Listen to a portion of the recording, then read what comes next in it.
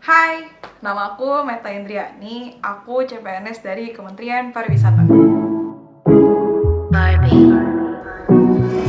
Yeah, they thought that you was a shy girl until I made you my girl. Gak kerasa nih Latsa CPNS Jatinangor kemarin udah berakhir gitu aja. Dan gak pernah ngerasa se-excited ini untuk balik ke Medan karena aku harus mengimplementasikan rancangan aktualisasi aku yang berjudul IOTS, Integrated Online Data System. Nah, di sini aku pengen sharing nih gimana sih keberlanjutan dan pengimplementasian IOTS di kantorku. Begitu nyampe di kantor, sharing secara informal ke teman-teman waktu bulan puasa, dan mereka responnya alhamdulillah bagus juga. Dulu tuh sebelum ada IOT, kalau misalnya minta data itu susah. Data tuh tersebar, kita nggak tahu di siapa, pada saat butuh susah nyari orangnya, dan kepikiran kenapa kita nggak punya data yang terintegrasi aja ya dan dibuat online supaya orang-orang di kantor bisa akses. Masalah kayak gitu, that it's not happening anymore. Dari kemarin rancangan aktualisasi, tahapan kegiatannya 7, seiring dengan berjalannya waktu, tahapan kegiatannya berkembang menjadi 11 kegiatan. Tahap pertama yaitu meminta persetujuan atasan, Kadifku, Kadif Umum, dan Direktur Destinasi Pariwisata BPODT. 1 bulan pertama ini banyak banget yang harus dikerjain, kayak misalnya meminta persetujuan kadifku dulu kan, koordinasi dulu mengenai IOTS ini. Selanjutnya saya memberikan pesan juga di WhatsApp ke kadif umum saya, yaitu Pak Radit, dan alhamdulillah beliau juga memberikan respon positif. Selanjutnya saya koordinasi sama direktur, walaupun melalui WA, tapi as long as dapat support dari beliau nggak apa-apa sebelum nanti ke tahap yang lebih resmi. Setelah semuanya clear, langkah selanjutnya adalah saya membuat nota dinas resmi. Kalau perlu di area September ya, Jatinangor ya? Iya, Pak. Setelah semuanya sudah secara legal setuju tentang rancangan aktualisasi ini, tahap kedua yaitu membuat akun email Outlook dan akun OneDrive. Nah, di tahap ini pertama kita harus beli dulu nih akun Outlook-nya. Setelah itu diaktifasi akun OneDrive-nya. Setelah email Outlook dan OneDrive selesai, tahap ketiga membuat grup koordinasi di WhatsApp. Saya namakan IOTS BPODT. Setelah membuat grup koordinasi, selanjutnya adalah menginventarisir semua email dari pegawai BPODT. Setelah diinventarisir, semua email tersebut saya daftarkan ke sistem. Itu merupakan langkah awal supaya mereka bisa masuk ke dalam sistem. Tahap yang keempat, kita dapat kesempatan nih mengajukan audiensi ke Kementerian Pariwisata untuk mengetahui masukan-masukan tentang rencana aktualisasiku. Yang pertama, kita ketemu sama Pak Cecep. Dia itu adalah Kepala Umum Kepegawaian Hukum dan Organisasi. Yang kedua, yaitu ketemu sama Pak Dadang, Deputi Bidang Destinasi. Nah, di sini benar-benar digodok nih. Beliau memberikan banyak masukan yang bermanfaat. Lalu yang ketiga, ketemu dengan Pak Edi di Biro Perencanaan. Beliau juga pernah memiliki proyek yang sama, sehingga saya mendapatkan banyak masukan dari beliau-beliau. Yang kelima, yaitu rapat sosialisasi penggunaan IOTS. Di sana hadir para direksi, kadif, staf, dan teman-teman semuanya. Saya diberi kesempatan untuk paparan mengenai apa sih IOTS itu, gimana sih mekanisme kerjanya secara umum di depan teman-teman semuanya. Dan di sana juga dapat masukan yang banyak dari direktur dan dari kadif juga. Kalau ngomongin mengenai data ini sangat bagus inisiatifnya, tapi ada satu hal yang perlu diperhatikan. Nama Meta kan Meta ya, jangan lupa metadata. Itu bisa kita edit kembali atau kita hanya mengupload supaya kita bisa membuka akses lebih mudah. Mudah-mudahan data-data yang sekarang terpisah-pisah ini dapat tergabung jadi satu. Yang keenam, yaitu membuat modul IOTS.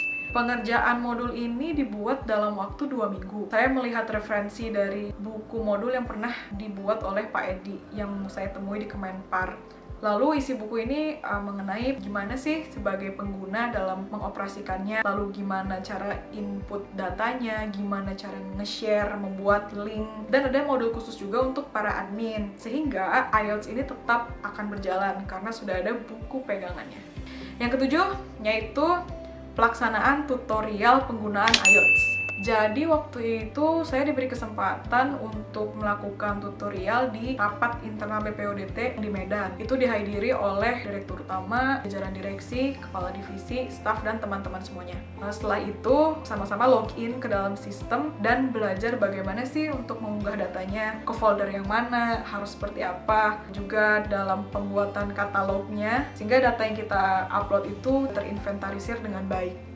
Yang ke-8 yaitu proses pengunggahan data.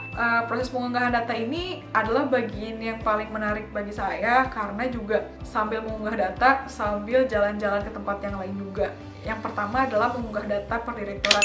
Jadi ini dilakukan oleh semua pegawai BPODT, terutama admin-admin di Direktorat Pemasaran, Investasi Kelembagaan, di destinasi, dan di Keuangan Umum Komunikasi Publik. Kedua adalah mengunggah data 8 kabupaten. Jadi saya membantu rancangan aktualisasi rekan saya, Devi, untuk keliling 8 kabupaten mengumpulkan data pengembangan pariwisata Danau Toba dari Kabupaten Dairi, Kabupaten Pakpak Barat, Kabupaten Humbang Hasundutan, Kabupaten Tapanuli Utara, Kabupaten Toba Samosir, Kabupaten Samosir, dan Kabupaten Karo. Dan yang terakhir adalah Kabupaten Simalungun. 8-8-nya alhamdulillah sudah terupload, dan SKPD terkait juga saya kumpulkan emailnya, sehingga mereka juga masuk ke dalam sistem dan juga dapat mengunduh dan mengupload data masing-masing di kemudian hari. Setelah itu, yang ke-9 adalah pengecekan rutin data yang terunggah. Saya sebagai admin pusat mengecek katalog yang sudah dibuat dan juga mengecek progres data yang sudah terunggah. Jadi dari ekspektasi saya progresnya 75%, alhamdulillah di bulan Juli sudah tercapai, sehingga saya naikkan targetnya menjadi 90% dan saya menambahkan tahapan kegiatannya, yaitu yang ke-10 adalah membuat inovasi lanjutan di IOTS, yaitu membuat business page dan scan barcode, sehingga teman-teman hanya dengan sekali scan aja udah bisa dengan mudah masuk ke dalam sistem untuk bisa mengupload atau mengunggah data.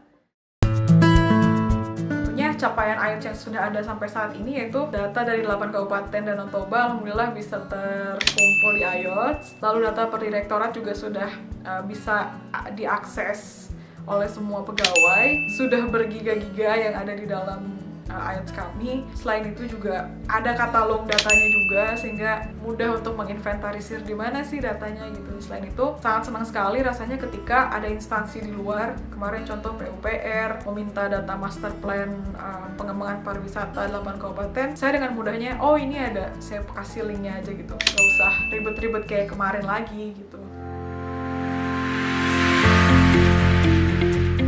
Dengan adanya IOTS, kita bisa mengupload data-data laporan pertanggungjawaban perjalanan dinas, sehingga ketika kita mau minta data tersebut atau hilang, kita bisa langsung mengakses dari IOTS tersebut. Nah, jadi dengan adanya IOTS, aku tuh lebih gampang untuk ngupload nota dinas, dan ketika ada inspektorat atau pemeriksaan atau seperti audit, nah kita tuh lebih gampang untuk ngasih berkas-berkas kita, semua itu udah terekam di IOTS. Dengan adanya IOTS itu membantu kita, sangat membantu kita, terutama kalau kita mau nyimpan materi atau paparan. Jadi ketika direktur itu urgent pingin minta paparan, itu bisa kita langsung kasih linknya, terus direktur tinggal download aja, mempermudah pekerjaan kita. Saya merasa sangat terbantu dengan adanya IOTS, karena dengan IOTS divisi pemasaran bisa mengupload video-video pemasaran, video promosi ke dalam IOTS, sehingga bisa diperluaskan, ataupun umpamanya ada pihak-pihak yang meminta bahan-bahan promosi berupa video dapat langsung dikirim melalui IOTS. Ya, IOTS yang dibuat oleh Meta merupakan sebuah inovasi yang bagus untuk pengembangan e-digital di BPODT, dan yang nantinya diharapkan bisa mendukung juga peningkatan e-government untuk di BPODT dan juga Kementerian Pariwisata. Apa yang telah dibuat Meta sangat bermanfaat sekali bagi kami agar kita memiliki bank data tidak hanya untuk destinasi tapi juga berguna bagi direktorat yang lain. Saya pikir apa yang dilakukan Meta ini sebagai langkah awal ya supaya bisa terintegrasi dengan aplikasi-aplikasi lainnya seperti misalnya GIS, Geomonicon, sifatnya monitoring dan evaluasi. Selamat dan terima kasih untuk Meta atas apa yang sudah dilakukan dan juga sangat berguna sekali khususnya untuk Badan Otorita Danau Toba. So, ya begitu perjalanan Integrated Online Data System, rancangan aktualisasiku di Badan Pelaksana Otorita Danau Toba, Kementerian Pariwisata. Semoga IOTS ini bermanfaat bagi kedepannya, tidak hanya bagi BPODT, tapi juga untuk instansi di luar kantor, masyarakat, dan semuanya. Terima kasih!